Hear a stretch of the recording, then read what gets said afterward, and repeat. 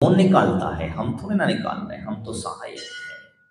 धर्म की परिभाषा बताते हुए निकालने का सहाय्य करता है। वास्तविक तो सही कहते हैं कि हमारे आचार्य भगवंतों ने जो कहा, जो निकालने का कार्य तो वही करता है, अधर्म नहीं करता है।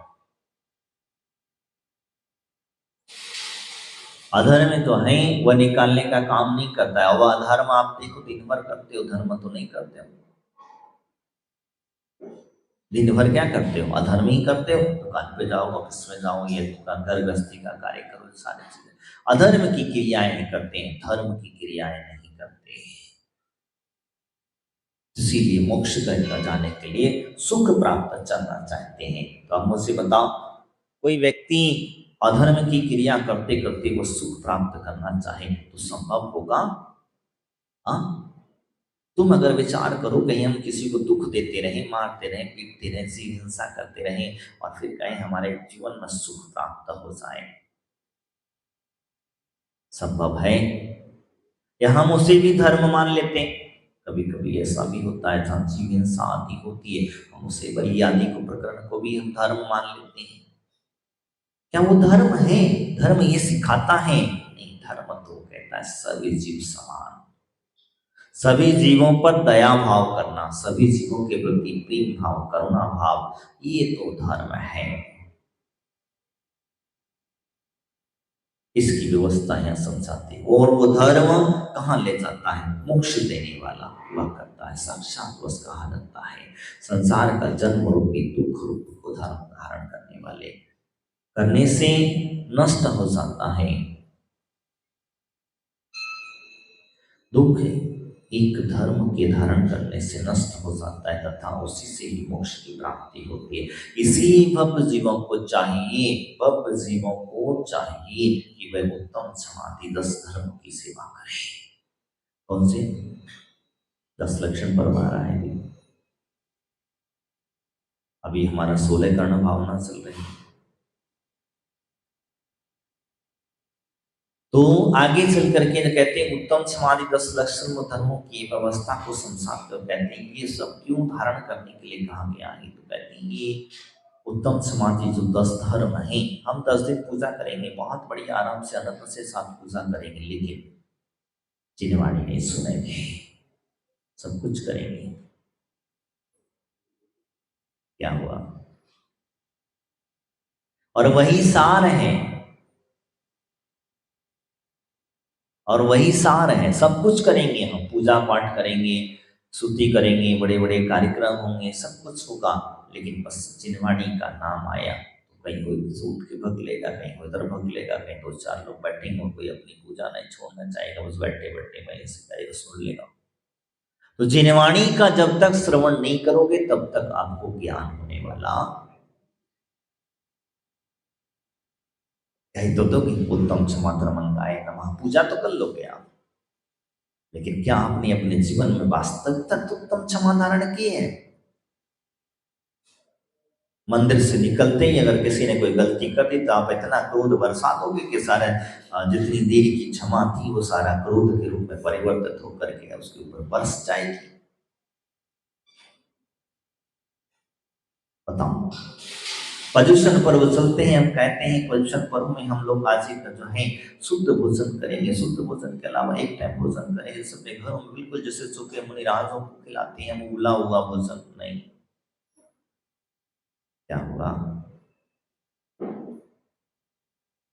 हमारे मुनिराजों को जैसा खिलाते हैं वैसा हम भोजन करेंगे? नहीं, अरे भैया, न किसी को नमक खाता है, किसी का दूध खाता है, किसी का कैसी करता है, हम नहीं करते भैया, हम तो सब मिला मिला कर खाएंगे।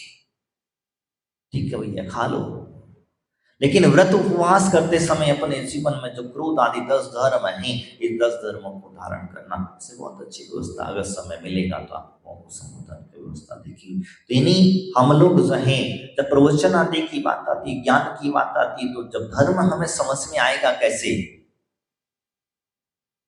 धर्म हमें समझ में आएगा कैसे? तो जब तक हम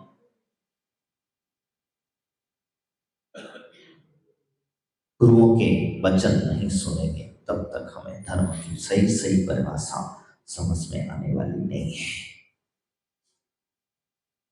और आज यही होता है, सुबह देखा जाता है महाराज के प्रवचन होते हैं, प्रवचन में लोग होते हैं 10, 20, 50 और शाम को जैसे गाने नाचने का कार्यक्रम होता है, बड़े बड़े अपने से डांस आदि होता है, आदि आदि जो भी कार्यक्रम होते हैं उसमें देखा जाता है कि हॉल का हॉल पूरा भर जाता है।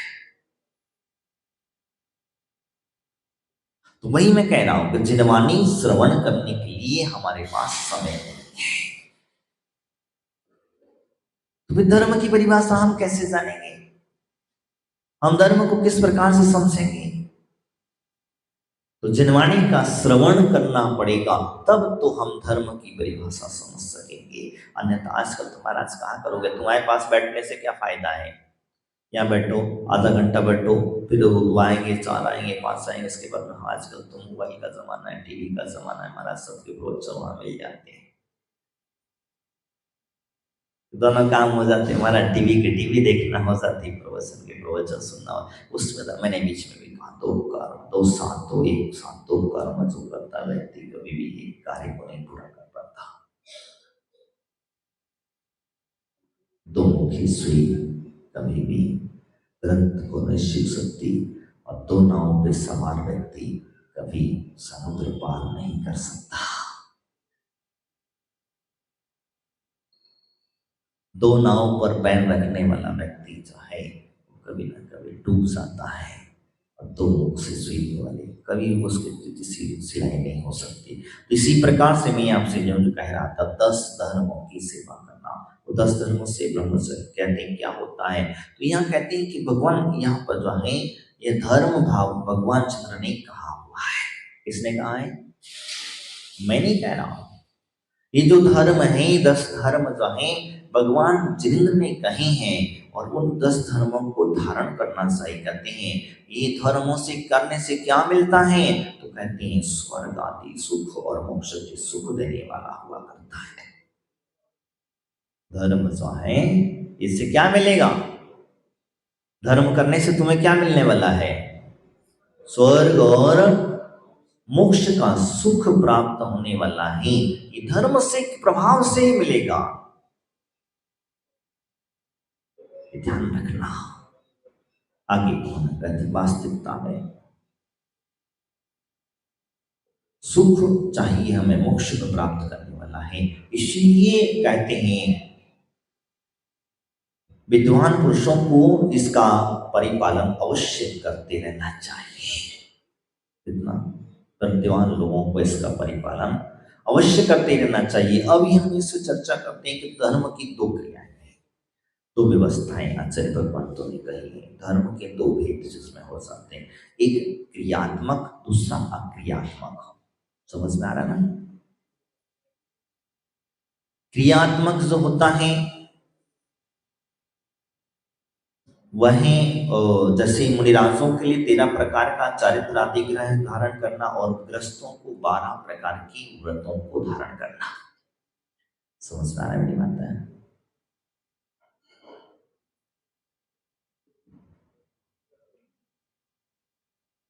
12 प्रकार के तप पर 12 चारित्र तो है आदि को धारण करने को क्रियात्मक तप का धर्म कहा जाता है, यानी व्यवहारिकता की क्रिया है। जैसे आप व्रत करते हो, उपवास करते हो, नियम लेते हो, आदि आदि जो है पूजा पाठ करते, इस क्रियात्मक धर्म है। मुनिराज हमारे 13 प्रकार का चारित्र का पालन करते हैं, तो उनका 13 प्रकार के चारित्र रूपी क्रियात्मक धर्म है। ये क्रियाएं हैं, इससे क्या है? तो कहते हैं इसे व्यवहारिक कहा जाता है, और व्यवहारिकता से करना ही पड़ता है। 2 भेद समझ में आए ना? क्रियात्मक और अक्रियात्मक। क्रियात्मक क्या होता है? जिसमें क्रियाएं की जाती हैं, कंपलसरी हैं। जैसे आपकी सट आवश्यक क्रियाएं हैं, तो आपको सट आवश्यक क्रिया कंपलसरी है। चारित्र आपको धारण करना है, व्रत आदि लेना है, आपके लिए कंपलसरी है, लेना ही लेना चाहिए। कहते हैं हमारे यहाँ तो वास्तविकता कहा है, आचार्य भगवंत कहते हैं एक पल भी असंयम पूर्वक ना रहे। व्रतादियों को धारण करके ही अपने जीवन को यापन करें। अगर एक क्षण भी वह निकाल देता है तो उसने बहुत कुछ सारा समय निकाल दिया। और अब कहते हैं व्रतों के साथ ही व्यक्ति को छोड़ना नहीं चाहिए। धर्म ध्यान जो है, धर्म ध्यान की व्यवस्था बताते कहते हैं कि अधर्म ध्यान से तो अच्छा है कि हम धर्म ध्यान पूर्वक मरण, एक क्षण भी हमारा अधर्म में ना डूबे, अधर्म में ना लगे, अधर्म के प्रति हमारे जाए ना। कैसा भी हो, जब भी हो, खाते हो, पीते हो, सोते हो, उठते बैठते, जब भी हम क्रिया करते हैं तो सारी धार्मिक क्रिया करें और धर्म की क्रिया में ही हमारा मरण हो तो हमारा स्वर्ग और मोक्ष की प्राप्ति हो जाएगी। अन्यथा अधर्मात्मा पूर्वक, अधर्म क्रिया पूर्वक अगर हमारा मरण हुआ तो क्या होगा? संसार परिभ्रमण हुआ होता है। धर्म की क्रियाओं से कौन दूर भागता है? धर्म की क्रियाओं से जो व्यक्ति दूर भागता है, जिस व्यक्ति का दीर्घ संसार होता है। दीर्घ संसार समझ में आ रहा है ना?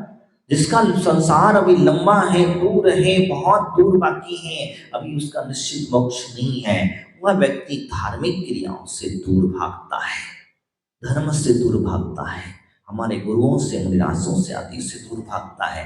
यही कारण होता है।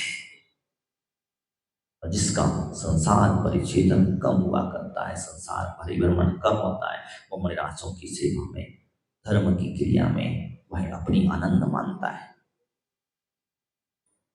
धर्म की क्रिया करते समय उसके मन में किसी प्रकार का कलेश भाव नहीं रहता, उसके मन में दुख नहीं रहता, उसके मन में पीड़ा नहीं रहती है। वो तो समान रूप से उसकी भक्ति करना है, उसकी पूजा करना, उसकी क्रिया लेना है। व्रत आदि की जब बात आती है तो व्रत आदि लेने के समय वो डरता नहीं है, विचार नहीं करता है कि भैया ये व्रत लूंगा तो कैसा होगा, क्या होगा, किस तरीके से पलेंगे नहीं पलेंगे, कौन क्या होगा। तो वही तो उसका दीर्घ संसारी नहीं होता, वो निकट भव्य होता है।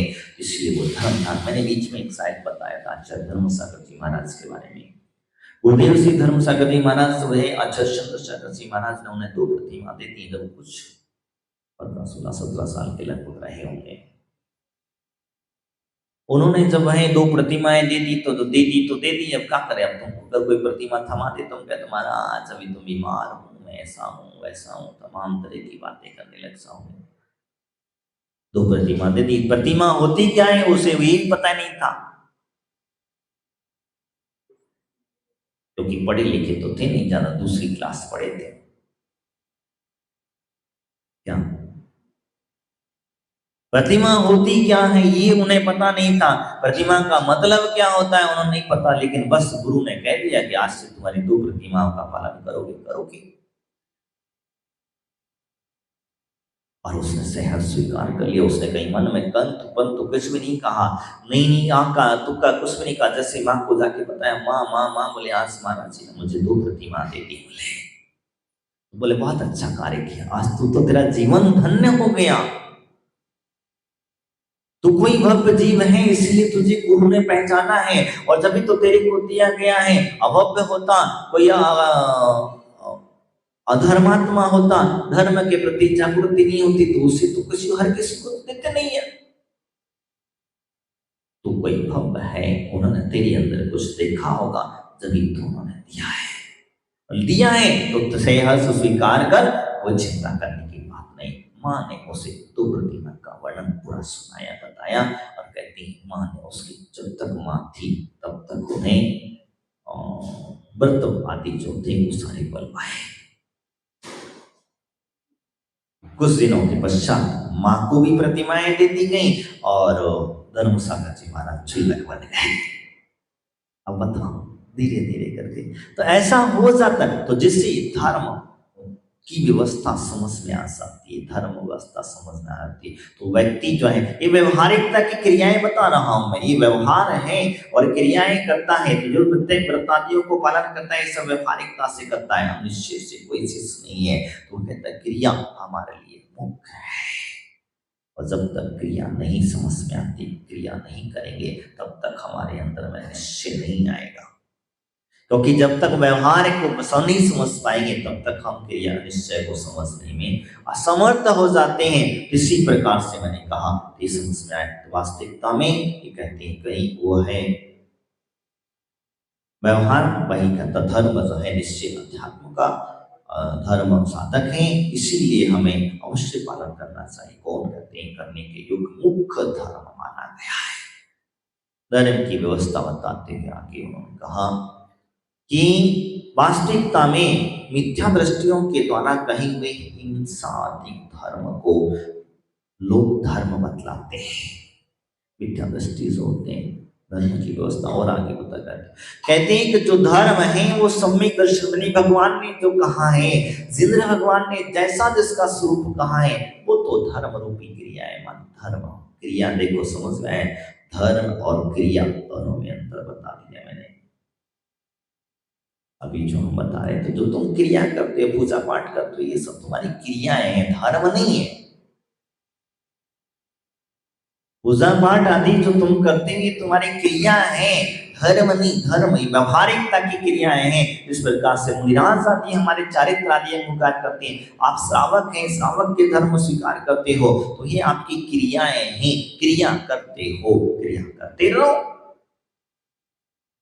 लेकिन धर्म की व्यवस्था नहीं समझ पाओगे, क्रियाओं से परे है। तो कहते हैं आगे कहा उन्होंने, मिथ्या दृष्टियां जो हैं। अब हम लोगों देखिए, कई कई सब लोग अपने अपने तरीके से अपने अपने आप को धर्म कहते हैं, अपनी अपनी क्रियाओं को धर्म कहते हैं। जैसे जीवों की हिंसा आदि करना, वो कहते धर्म है, हमारा धर्म है, हमारे यहाँ लिखा है, हम कहते हैं करते हैं। कहाँ लिखा है, कैसा लिखा है? कहीं इस प्रकार से लुलुपी अवस्था, वास्तविकता सत्य नहीं है कि धर्म की व्यवस्था समझ लेना। मैं आपसे जो कहना चाह रहा हूं, तो वास्तविकता वो पापी जो है अपने पेट के लिए, अपने आप के लिए जो है ये सारा धर्म चला दिया। मैं छोटा सा समय आपका लेकर के थोड़ा संबोधन देता हूं। ये क्यों चला? हिंसात्मक जो यज्ञ में हवनों है, हवन के अंदर में पशुओं की बलि देना क्यों चली है? पशुओं को हवन कर देना, होम में चढ़ा देना, ये सिर्फ लोलुपता है, कहीं किसी प्रकार से नहीं है। ये धर्म नहीं है, ये बल्कि पाप का संचय करने वाली क्रिया है। यज्ञ के अंदर में एकमात्र शब्द जो था, उनके गुरु, उनके पिता जो थे, पिता ने मात्र उसका अर्थ बताया था कि पुराने धान्य जो है, पुराना धान्य जो है जिसमें उगने की सामर्थ्य ना हो, ऐसा धान्य से हवन आहुति आदि दी जाती है। शब्द धान्य आदि से जो आहुति देने का प्रकरण आया है, तो इसी धान्य से आहुति दी जाती है। लेकिन उसने उसका अर्थ ही दूसरा बना दिया। बना क्या दिया? नहीं, इसका अर्थ होता है कि पशु आदि जो बने हैं वो हवन के लिए बने हैं, और इनको हवन करने से, हवन में डालने से, इनकी बलि आदि देने से स्वर्ग और मोक्ष प्राप्ति होती है। माता को पता था। देखिए, और होता क्या है, जब मतनागट्टी सब गुरु जो थी उनकी, वो अर्पित बनोनो, नारद और क्या नाम था उसका, पर्वत, तीनों जन जो है वन विहार के लिए भ्रमण कर रहे थे। मतलब वन में गए थे, कुछ काम से गए, किस तरीके से गए थे, अब साधु के दिन। तो जिसमें तो मुनिदास आके बैठे हुए थे, उन्होंने कह दिया इसमें 2 स्वर्ग जाएंगे, 2 नरक जाएंगे। ये बात गुरु के कान में पड़ गई। ये बात जो है गुरु के कान में पड़ गई। गुरु तो तापसी था ही, जिन धर्म का तो उसके कान में पड़ गई। उसने कहा कि वास्तव 2 स्वर्ग जाएंगे और 2 नरक जाएंगे। 2 धर्म के प्रभाव से स्वर्ग जाएंगे और 2 अधर्म के प्रभाव से नरक जाएंगे। बात समझ लेना, 2 धर्म, नरक और स्वर्ग की व्यवस्था बताते रहते हैं। उनका कैसे संभव? तो उन्होंने अपने दोनों शिष्य, बेटे को और शिष्य को, दोनों को भेज दिया और गुरु वहीं रुक गए। मुझे कुछ काम है, मैं आता हूं, ऐसा कह करके वो वहीं रुक गए। रुकने के पश्चात में जब गुरु, उन्होंने दिगंबर महाराज के चरणों में जाकर के नतमस्तक हुए, कहा प्रभु ये बताओ, 2 नरक जाएंगे, 2 स्वर्ग जाएंगे, आपकी बात मिथ्या तो नहीं हो सकती, झूठी तो नहीं हो सकती, तो ये कैसे संभव है? तब उन्होंने सारा का सारा वृत्तांत बता दिया। राजा बसु, तेरा बेटा नरक जाएगा और नारद और तू दोनों जन स्वर्ग जाएंगे। उसी समय पर उसे वैराग्य हो जाता है तो वो मुनि दीक्षा आदि को धारण कर लेता है, दिगंबरी दीक्षा धारण कर लेता है। ये व्यवस्था बनती है और वैसी के धर्म के प्रभाव से वो तो स्वर्ग चला गया। और नारद, आप भी जानते हैं, नारद जो है व्रत आदि के प्रभाव से जो है वो भी स्वर्ग चला गया। और झूठ का सहारा लिया राजा वसु। हाँ, जिसको स्वर्ग में लोग सत्य का राजा देवता कहा जाता था, देवता का सिंहासन भी धसा और वो भी नरक चला गया। और ये भी कई दिनों तक जिसकी झूठ की पोल खुल गई तो लोगों ने मारा पीटा और कहते हैं ये जो पर्वत जो था ये भी मर कर की बैंतर बन गया। और बैंतर ने अपनी माया दिखाई और माया के प्रभाव से नरक उसमें हवन आदि जो बाली आदि का प्रकरण आप लोगों को जो मिलता है ये सारा का सारा यहाँ से चलता है। पर माया जो दिखाता है वो बैंतर जो है अपनी उस समय को ऐसे प्रकार से चलते चलते यानी लोलुपी बन गए। कई लोगों ने जीव हिंसा को ही धर्म मान लिया, जीवों का घात करना ही धर्म मान लिया, लेकिन वो धर्म नहीं है। धर्म तो है जीव दया का पालन करना, धर्म वो है। तो धर्म की व्यवस्था मैं किसी के लिए नहीं कहूं, सबने अपने अपने तरीके से धर्म की व्यवस्था बताई, सबने अपने अपने धर्म की पुष्टि की, लेकिन जैन सिद्धांत कहता है इसको धर्म नहीं माना जाएगा, माना तो उससे जाएगा इसके अंदर प्रेम करुणा और वात्सल्य के भाव होंगे। वहीं क्रोध मान माया लोभ आदि का त्याग करेगा। क्रिया तो हो सकती किसी भी रूप में करते रहो, कैसे भी करते रहो, लेकिन धर्म तो वही है। हमारे यहाँ धर्म की व्यवस्था कई जो 10 धर्म हैं उन 10 धर्मों को जो व्यक्ति धारण करता है उसे ही वास्तविकता समझ में आती है। मैं एक से थोड़ा सा समय आपका और होगा। तो कहते हैं जहाँ व्यक्ति धर्म बतलाते हिंसा के आत्मघात करते वह धर्म नहीं मानते। देवी देवताओं को बलि आदि देना, देवी देवताओं को बलि आदि देना उसे धर्म मानते हैं। तो क्या वास्तविकता धर्म है वो? मैं तुमसे पूछता हूं, अगर उनकी जगह पर तुम्हारी बलि चढ़ा दी जाए तो ऐसा लगेगा? हाँ, तुम्हारी गर्दन काट दी जाए, तुमको चढ़ा दिया जाए वहां पर, तो तुम अपने प्राण तो प्यारे हैं, दूसरे के प्राण प्यारे नहीं है, इसका मतलब तुम उनमें प्राण नहीं मानते हो। जैन सिद्धांत कहता है प्रत्येक जीव इंसान के अंदर प्राण है और वो आपके जैसा कभी मनुष्य रहा होगा, ध्यान रखना। आप ही के जैसा कभी मनुष्य रहा होगा और मनुष्य रहते हुए भी उसने धर्म की परिभाषा को नहीं जाना होगा। समझ रहे हैं? मनुष्य रहते हुए उसने धर्म की परिभाषा को नहीं जाना होगा और नहीं जानने की वजह से आज उसे ऐसी पर्याय मिली, ऐसी पर्याय